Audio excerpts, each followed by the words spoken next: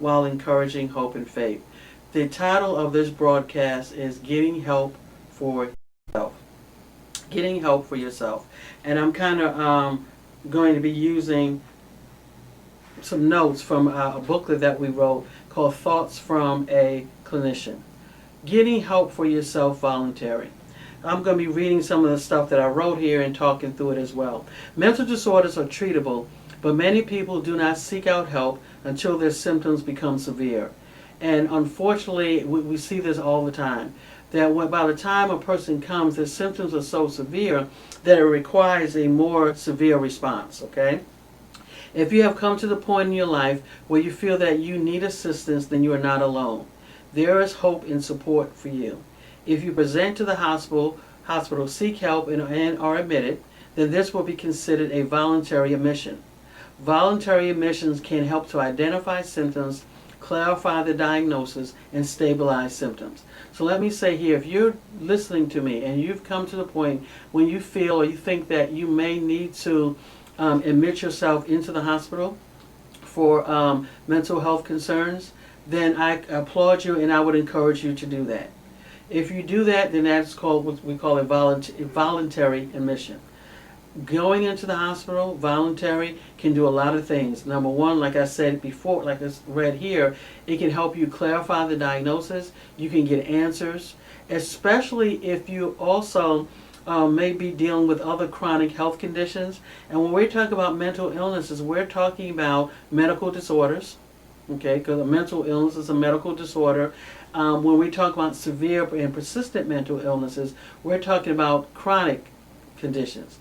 For those of you who follow this broadcast, you know when we talk about severe persistent mental illnesses or severe mental illnesses, we're talking about a category of mental illnesses that are so severe that they impact all aspects of an individual's life. We're talking about a category of illnesses that there's a federal definition. When we say SMI, it's a federal definition, a federal category of certain illnesses. Schizophrenia and bipolar, for example. But in general, I'm not necessarily talking about severe mental illnesses. I'm talking about mental illnesses in general. If you get to the point where you feel that you may need to check yourself in, then do so. Okay? There's nothing wrong with that. Just like if you were having a panic attack, if you were having a heart attack, or you were having some problems with your diabetes and you needed to go to the emergency room or you needed to be admitted, that's fine. There's nothing wrong with that. I think we need to get away from the stigma that by addressing your mental health concerns that means there's a problem. No, it doesn't, or that there's something wrong with you. Yeah, it just means that you need to get help, just like you would if you had diabetes or any other concerns. But I want to talk about what happens when you present for an inpatient or a psychiatric or behavioral health admission. Because it varies, okay? It varies really from state to state. It varies from city to city, town to town. It varies depending on whether the type of hospital, private, public, the type of insurance, the time of the day, believe it or not, or the day of the week. It just varies. So what I want to share is maybe some general things that may or may not happen. But so if you are thinking about going into the hospital or maybe that you may need to have an admission, then just kind of give you some ideas.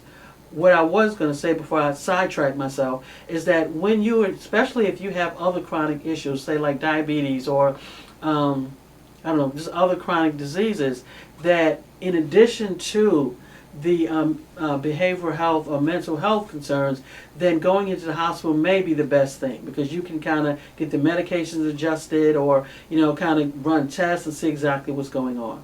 But let's talk about this, getting help for yourself voluntary.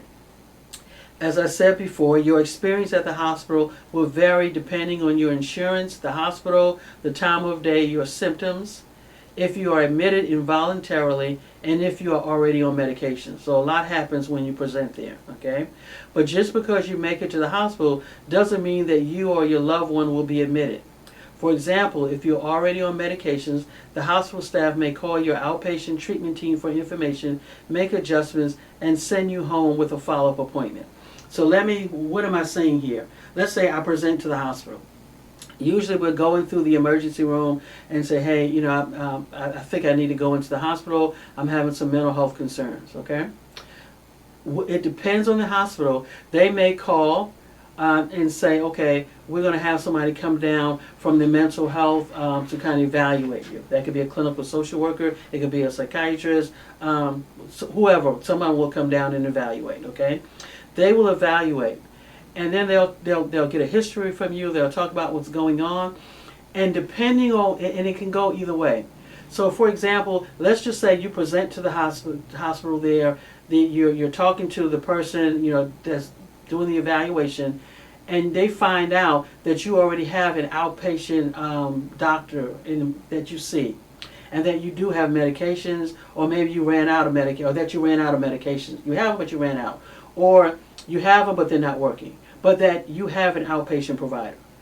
In that case, that doctor or that clinician, whoever, let's say the mental health clinician who's doing the evaluation at the hospital, may say, okay, so this person already has someone. They may get permission from you to call your outpatient doctor and say, hey, I have so-and-so in the hospital here. What medications do you have him on, or he or she on? And they have a conversation. And they may decide just to go ahead, okay, I talked to your doctor, or this is what we're going to do. We're just going to adjust your medications. We're going to let you stay here for a few hours in the emergency room and see how you feel. Or we're going to adjust your medications, and then we're going to let you go home. So they may not admit you, okay? So that's number one. Number two, what may happen, you may get to the hospital, and let's say you don't have an outpatient doctor, or you may not be on medications, or you were on medications a long time ago, and you may say, I just want to be admitted. They may talk to you, and they may still choose not to admit. They may say, okay, based on what you're telling me, you're feeling bad, you're a little depressed, okay, we're going to give you some medications here at the hospital, and then we're going to, in the emergency room, we're going to let you stay over here, stay for a few hours, maybe, a few hours to see how things go, and then we're going to send you home. Okay, that can happen. 3, this is the problem that where it can get tricky. You present to the emergency room, the mental health clinician comes down and talk to you, and you want to be admitted. Like, no, I want to be admitted. I do not want to go back home. This is where it can get kind of dicey, right? Or especially if your loved one, you bring in your loved one to the hospital, or, well, I'm sorry, I'm not going to deviate because I'm talking about voluntary, so I'm going to stick with voluntary. You're there, and you're saying, I want to be admitted. This is where it can get tricky because the doctor there may choose not to admit you for whatever reason. No matter you might want to be admitted, they may not choose to admit you because they don't see a reason. It used to be a long time ago, in inpatient psych wards, the beds are, no matter where you are in the United States, there are not a whole lot of beds. There are not a whole lot of, that's why I said it depends on the day. Like if you go maybe Tuesday, Wednesday, maybe Friday, probably won't admit you. There are not a whole lot of beds. There's not a whole lot of space. And some hospitals, some mental health clinicians, doctors, depending on where they are very particular about their beds, especially when they know it's getting maybe closer towards the end of the week and they expect a lot more people coming in. If you don't have to be admitted, they're going to try hard not to admit you, okay? Also keep in mind that it used to be a long time ago that you can go into an inpatient facility and stay forever, as long as you want to. Now, even if they admit you, they're not keeping you long because the expectation is with the new medications that we have now in 2023, with the new advances that we have now in 2023 when it comes to mental health, that the expectation is that you shouldn't have to be in the hospital for long periods of time. So that's the expectation. So again, if you get there on voluntary, you may be shocked to find out that a doctor doesn't admit you. That's what I'm saying, where I'm going. So you want to be able to make a case of why you need to be admitted. Some people, the magic bullet that people would always say is that I feel like I'm a danger to myself. I feel like I might hurt myself, right? I feel like I might kill myself now. And some people, I've known some people who said that, who really, that wasn't the case, but they said it because they wanted to be admitted. What I'm telling you is that when you go to the hospital, don't be shocked if you're not admitted. What you want to do is have an honest conversation with the doctor or whoever the clinician is about what's going on, okay? So again, just keep in mind that it's not necessarily like you go to, well, even at the emergency room, you go to the emergency room, you may, think you're going to be admitted, and the emergency room doctor is able to do wonderful things and send you home. It's the same thing with the doctor at, for a psych, for mental health. And I hesitate because it's not always a doctor. It can be a clinician, a mental health clinician, okay? They may or may not decide to admit you when they do the evaluation. But if you feel that you need to be admitted, you need to make your case. You need to say, no, I need to be admitted. I need to be admitted. I don't feel safe. I need, this is what I need, okay? So just want to let you know, don't be shocked that you don't think you may not be able to march right in, sign in, check yourself in, and they say, oh, come with me. It may not go that smoothly, okay? Now, a couple of things that you want to pay attention to, that while you are in the hospital waiting to be seen, there are a few things to keep in mind. Number one, you may be seen in the emergency room first, unless previous arrangements were made, or you're in a place like in the District of Columbia, we actually have a psychiatric hospital. It's called CPEC, Comprehensive Psychiatric Emergency Admission Hospital, and that's all they do is deal with psychiatric admissions. But which means if you're going into the emergency room first, you may have to wait. Okay, but don't let that discourage you. You may have to wait to be seen because, in the emergency room they do triages. You may be asked several questions. Well, you're going to be asked questions, but you may be asked several questions over and over again. So like the first person that you see, they find out, hey, what's going on as they triage you. Then they have you wait until, again, a doctor may come in to make sure medically, there's no medical concern that's going on, the run test, drug test, whatever. And then you're waiting for somebody to come down from psych, or the person that comes down from psych, maybe the person that runs the medical test. It just varies. Have some patience. Just know when you go there, it may be a wait depending on the time of day that you go. Now, if you have an outpatient psychiatrist on the outside, right, a clinician on the outside, you and that person may have already had a conversation. And ideally, that would be great. Because if you've already had a conversation with your doctor and both of you agree that, hey, it may be a good idea for you to go into the hospital for a period of time, then that doctor ideally is having you go someplace where he or she has some admission privileges, and you're able to kind of move the process a little faster, okay? Ideally, but that's not always the case. But just know it may be a process, it may be a wait, depending on the time of day that you go. If you're taking medications, know your medications. Know the name of your outpatient providers if you can. As I said here, the first doctor you see may not be the psychiatrist, because a lot of times that psychiatrist or mental health clinician is not just hanging around the emergency room, right? They're all throughout the hospital dealing with cases. So you may have to call, that person may have to come in. As I said before, even if you feel that you or your loved one is experiencing a mental health event that requires an admission to the hospital, that doctor or the hospital may not feel that way. So be prepared to make a case. So, yes, sometimes you may have to make a case for admission. I know it doesn't sound fair, especially in the case where there are very few beds. If the doctor thinks that you or your loved one can be stabilized with medications, and they'll adjust the medication, they'll send you home. Or if there are insurance issues, I know this sounds cruel, but if there are insurance issues and they think that you can go make it, then that's what you're going to do. You won't be admitted. Again, if you feel admission is needed, say so. But be prepared to explain why you're seeking help, right? I have a note here. Describe the symptoms you are experiencing and explain how those symptoms are negatively impacting your life, okay? This is what's happening with me, and this is how it's negatively impacting my life, okay? I have not been able to sleep. And because I haven't been able to sleep, I'm not able to take my other medications. I'm unclear. I'm also a diabetic. I haven't been able to sleep. I'm not able to take, because I'm not sleeping, I can't take my medications properly.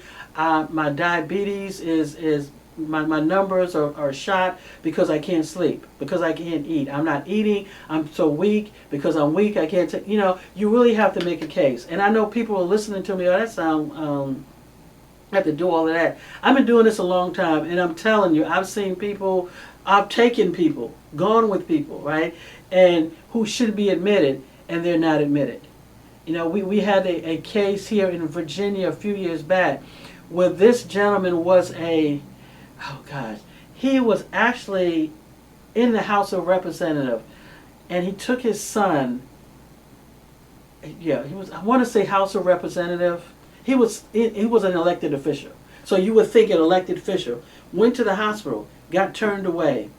His son, he was trying to get his son admitted, wasn't admitted, got turned away, and his son wound up harming, I believe it was his wife and himself.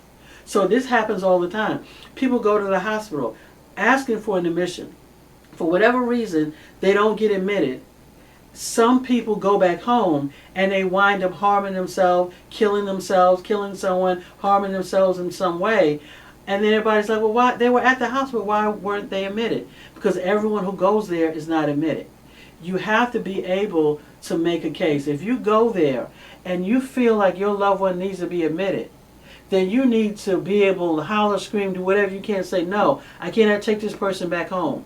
But be clear. Why? Okay, I can't take this person back home because they're walking around, they're pacing, they're not sleeping. I'm concerned maybe about their safety. They may get a knife, they may, or whatever. Or you may say yourself, I can't, no, doc, I can't go back. I need to be admitted. I need help, right? Because I'm concerned that I may hurt myself because I'm not sleeping. Well, whatever the case is, you need to be able to make the case. And sometimes you may have to, especially if it's a loved one, you may have to be a little passionate about it. Not necessarily aggressive, but you may be a little passionate about it, okay? Unfortunately, many people feel that the only way for them or for someone that they love to be admitted into hospital is to wait until things get bad, and sometimes that is the case, or say that they are suicidal. While this is still true in some cases, unfortunately, that there are other ways. Okay, there are other ways. If a person has a chronic health condition and the symptoms associated with a psychiatric illness, such as not taking medications, is keeping them from recognizing the need to manage their other conditions, then that can be a reason for hospitalizations, right? Are the symptoms disrupting other people? Okay, are there other people to the point that their lives could be in danger, or your life can be in danger? Then that's something that you want to bring out. Again, all I'm saying is just know that when you go to the hospital, it may not be as clear cut. Okay. At some point, let's say during you made it past the cut. Okay. During the admission process, you're going to receive a medical workup and be escorted to a room or a bed. Now, sometimes, depending on when you go, again, it could be hours.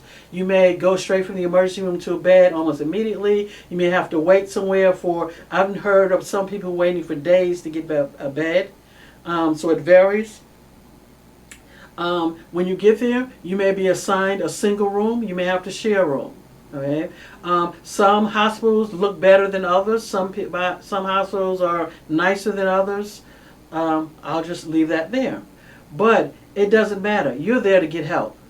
You may be concerned about your bunkmate, or you may be concerned about the people, or like, what is going on here, right? You're there to get help. Remember, you are checking yourself in voluntarily for a reason, because you want to get help. You want to find out what's going on with you. You want to get these medications adjusted. You want to feel better because you're not feeling safe. You just want to kind of figure things out. Let me say this, and some of you may or may not agree, but I'm going to say this. I already kind of told people where I'm located, but there are some hospitals who get a bad rep because that maybe they're not the hospitals that maybe the rich and famous use, but let me tell you this, I would put those hospitals up against whatever your best psychiatric hospital is that you can think of. I would put some of those hospitals in the same category as some of your best hospitals, okay? Because what you have in that's number one. Number two, let me get a plug for community mental health. I would put some of those community mental health clinicians in a top category than I would some of these people in private practice or some of these people working in some of these most prestigious places. Do you know why? Because when you're working in community mental health, you're able to, people there, they see it all. They see everything. We get all type of experience. We have an opportunity to learn and work and do so many different things. It's the same thing with some of these hospitals. You may go there and look like, this hospital looks like a dump, but the people in there, and it may look like a dump, but when you go there, the people in there are so advanced. Their skill sets are so on another level in comparison to some of these hospitals, some of these places where you go and it looks really, really nice. Okay, so I'm saying, what are you saying? I'm saying you can't necessarily judge a book by its cover, okay?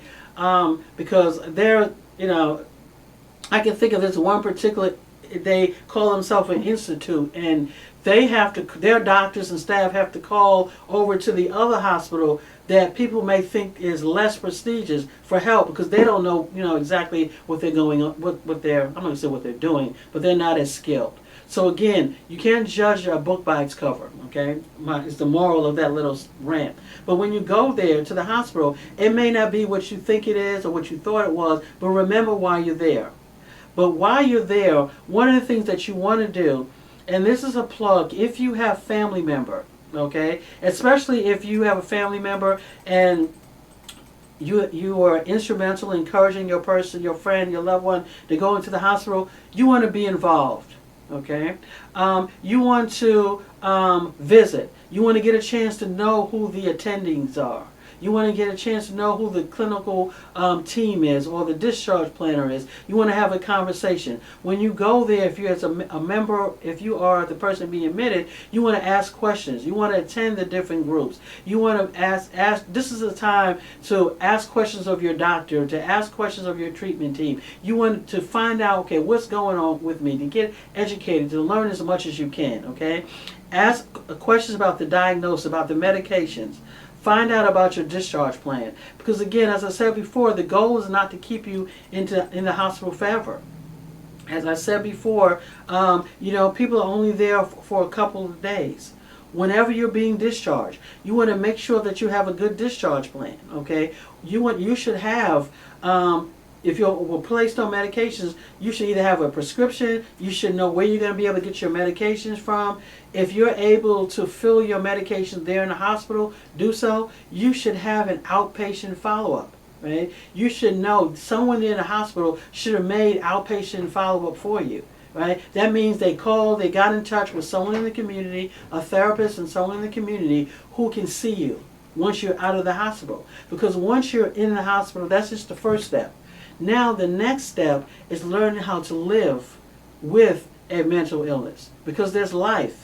Just because you're diagnosed with a mental illness doesn't mean that you don't have a life to live. You still have a life to live, and that's where the outpatient treatment, that treatment team comes into play. That's where you begin to learn, okay, how do I live with the symptoms of my mental illness? And living is be a father, be a mother, have children, go to school, enjoy my life, right? Having a mental illness is more to it than just taking medications.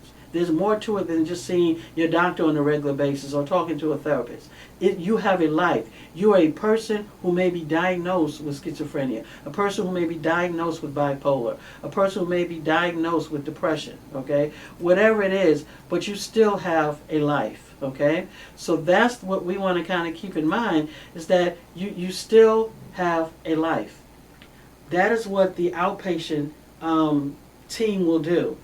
When you learn more about your illness, you begin to develop your crisis plan. You learn, you get a chance to interact with other people who are living with depression and who are living well with depression, who are living well with schizophrenia, with bipolar, or with PTSD. You begin to realize that there's a community out there, that you are not the only one. Okay, you'll get a chance to understand and see the different systems in play, and to meet the treatment team. So again, the inpatient psych ward is not the end of the world. It's actually the best place for a lot of people because you can stabilize your medications, you can get on medications, you can understand your diagnosis, you can begin to ask questions, you can begin to get the help that you need. But once you leave there, it's important for you to follow up with somebody on the outside. How long do you follow up? It depends. Some people may have to take medications for a short period of time, some people for a longer period of time. You don't need therapy forever. You may talk to somebody only when you need it. Some people think, oh, I don't want to see a therapist. You may only need to see a therapist to get some information, provide you with some resources, and then you drop in whenever you need to, okay? Your medications now, we have some medications where you don't have to take every day. You can take once, get an injection every 90 days or every 60 days. So there's a lot of things that can be done. Again, if you have to go into the hospital, it's not the end of the world. I would encourage you to do so. Just that if you do go, just remember, 1, you may have to tell your story to more than one person. 2, you may have to be prepared to wait.